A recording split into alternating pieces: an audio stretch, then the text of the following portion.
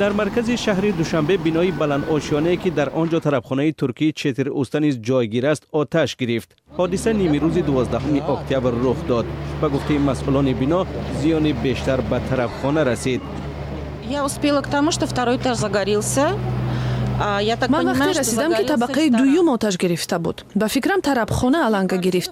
3 منزل زیست طبقه دوم به طربخانه چیتیر اوستا منسوب است. من شاهد آن شدم که در چند ثانیه آتش تا طبقه 12 رسید.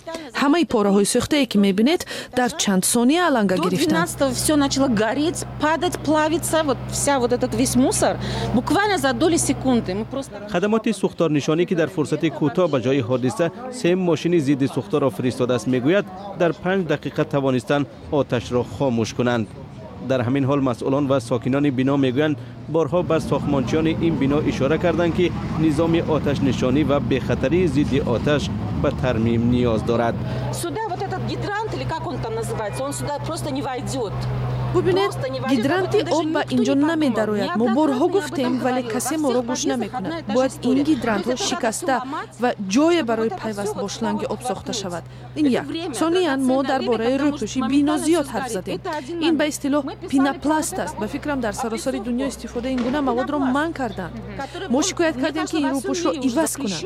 حداقل تا طبقه های بالای زیرو اینجا طربخانه قرار دارد. طبیعتاً اینجا هر لحظه امکان علنگه گرفتن سوختار امکان دارد. آنها این مواد را رنگ کردند و رفتند.